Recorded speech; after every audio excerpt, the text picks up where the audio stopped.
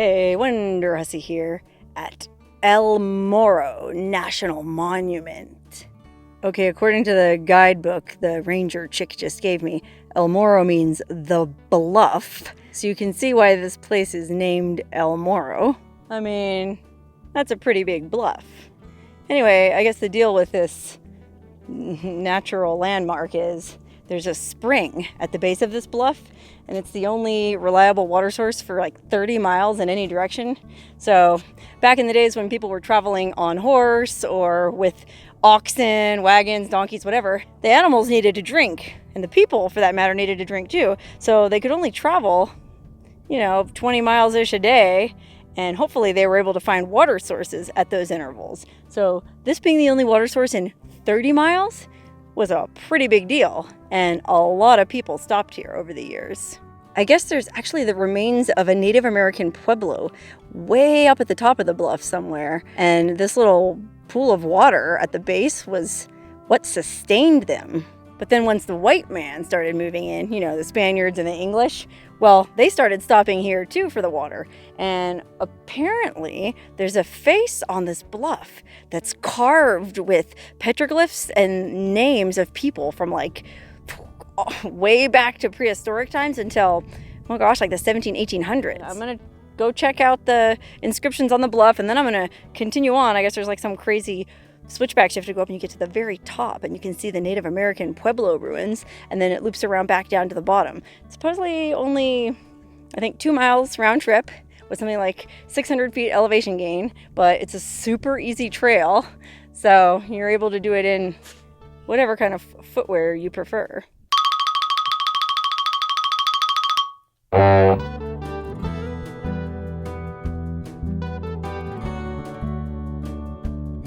Okay, wow, look at this.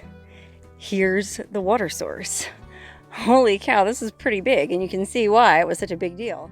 Not just because it was the only water source for 30 miles in any direction, but it's a substantial water source. Okay, I was just reading in the little guidebook they give you when you go on the hike, which, by the way, is free. This is a national monument, so there's no entry fee, and they even let you borrow this guidebook for free as long as you bring it back at the end. Awesome. Anyways, the guidebook says that this is not a spring, okay? This is just all water that collects during their monsoon season. Oh, the light's kind of bad, but you see those like dark black stripes coming down?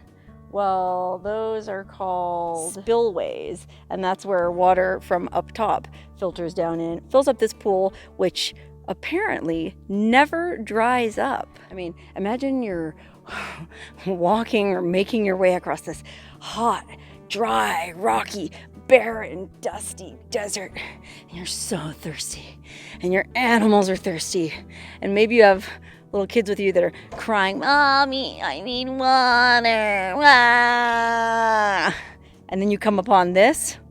It'd be the highlight of my day, I'll tell you that. Anyway, I guess the first recorded mention of this place by a European was this Spanish guy in 1583. And then the U.S. Army Corps of Engineering or somebody surveyed this area for the new route west.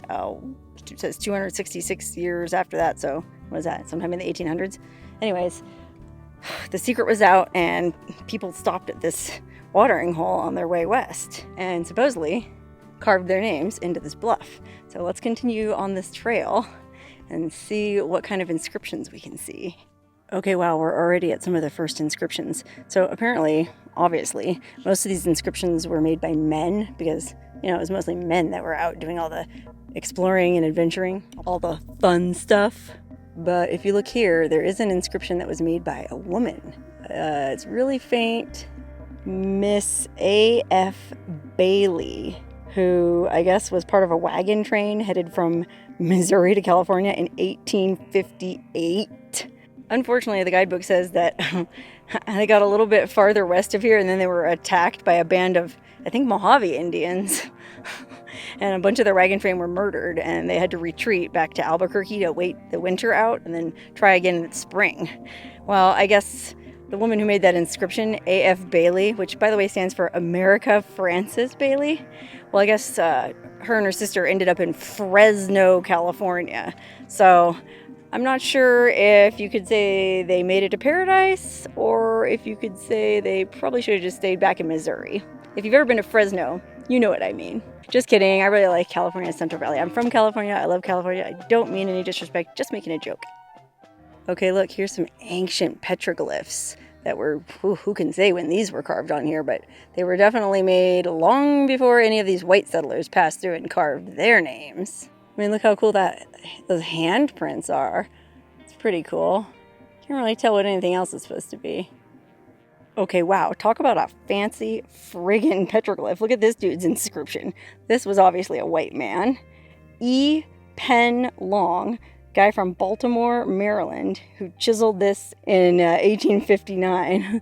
Look how fancy his handwriting is. I mean, that's not easy to do in stone. Okay, here's one from 1859. Look at this dude, P. Gilmer Breckenridge. I mean, wow, you could set your watch to that guy's handwriting. I can't believe he did that by hand. That's pretty impressive. I guess he was known as Peachy Breckenridge. He was the man in charge of the Camel Corps used by Lieutenant Beale in 1857. Oh, wow.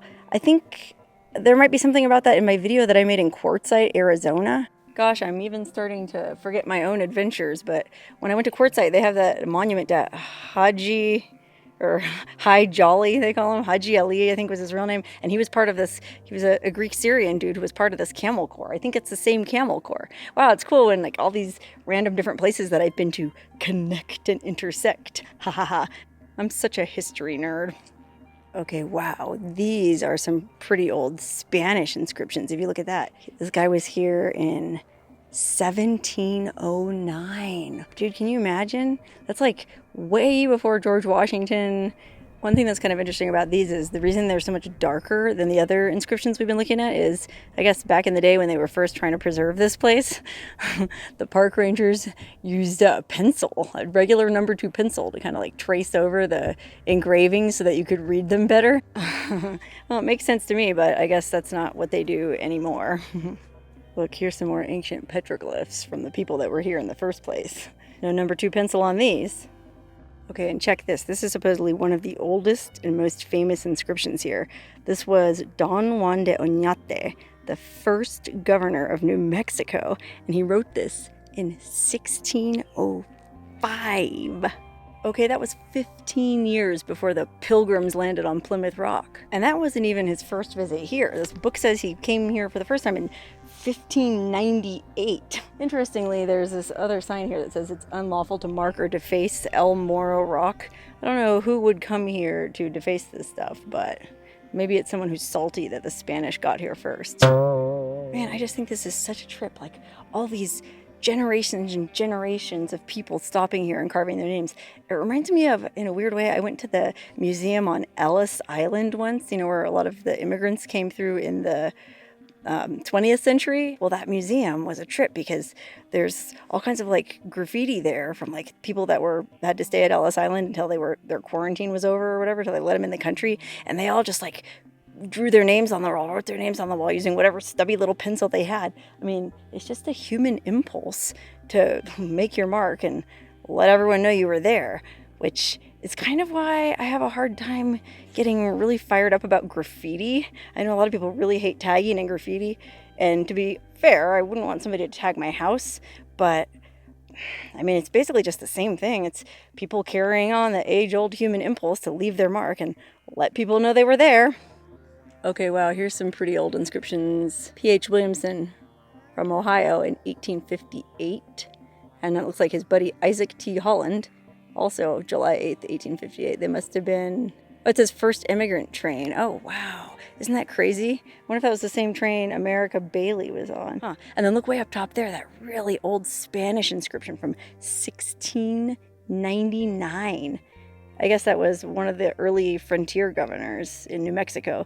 General Don Diego de Vargas, conquistador. I guess he's the one who reestablished Spanish control of the pueblos after the Indians revolted. I don't know if that's the same revolt, but one time I went to the Taos Pueblo up in Taos, New Mexico, and up there they tell you like there was an old church there that the friggin' Indians revolted and burned down. Like they had enough and they weren't about to just sit there and take it. Okay, wow, I guess there's another female inscription on the wall here, but it's really hard to see. Apparently it was a little girl, 12 years old, named Sarah Fox, but everybody called her Sally. I guess that was like the old time nickname for Sarah, which I think is actually really cool because my name is Sarah, Sarah Jane. So in the olden days, I could have been Sally Jane, which is super cute. Anyways, this Sarah ended up getting shot with an arrow in a Mojave Indian attack farther down the trail, but she survived. It's really cool how this guidebook tells you exactly what happened to these people, like who ended up living, who ended up dying, where they ended up, whether it was Fresno or Albuquerque. I highly recommend this trail. Okay, and by the way, this trail isn't just cool because of the inscriptions. It's also absolutely friggin' beautiful. I mean, look at this. It's May 31st, last day of May, and the weather is absolutely perfect. I gotta be honest, there is really no place I'd rather be right now. This is cool. And I was kind of in a bad mood when I got here because the place I went before this, well, it's a long story. I wanted to go to an ice cave and I ended up getting conned out of $12 to go to some tourist trap ice cave. But I have a video about that. You can watch that if you're interested. But anyways, this place is friggin' awesome and I'm super glad that I came here. Okay, so now the trail is kind of starting to climb uphill a little bit and I think we've reached the beginning of these switchbacks that are going to take us all the way to the top of the bluff. But I think there's one more inscription to check out first. Basically, it's this really fancy, long-winded Spanish inscription that goes on and on about the governor and captain general of the provinces of New Mexico for the king our lord, passed by here, returning from the Zuni pueblos, blah, blah, blah, blah, blah. At the end of it, I guess, it says, he did all this with attention, zeal, and prudence, as such a particularly Christian gentleman and gallant soldier of unending praiseworthy memory. Well, if you look, the word gentleman has been crossed out. Apparently, somebody didn't feel that he was a true gentleman. Okay, anyway, that's the end of the inscription part of this trail. Now we gotta go up these switchbacks all the way to the top and check out this, well, there's supposed to be this awesome ruins of this ancient pueblo up there.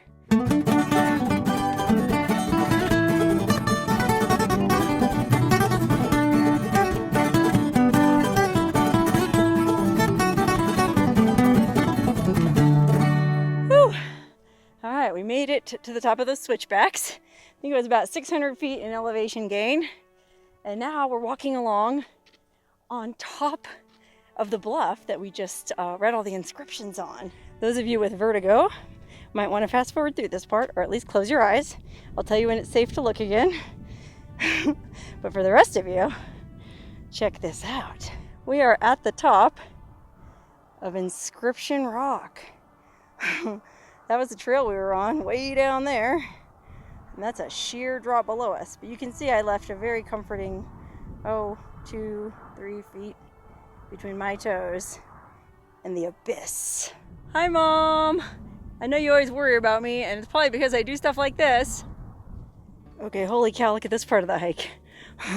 It's like a stairway to heaven. Oh my gosh. If you guys ever wondered what was really at the top of that stairway to heaven, we're about to find out.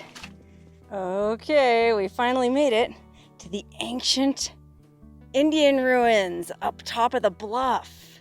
According to this sign, I guess the name of this place was Atsina, which means where pictures are on the rock. That's a pretty good name. And it was occupied from around 1275 to 1400 AD.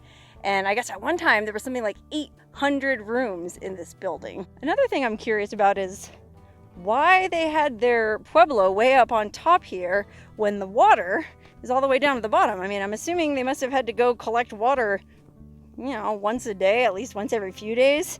And that's a hike. I mean, I know people were probably much fitter back then, but still, I mean, if it was me, I'd build the pueblo a little bit closer to the water source.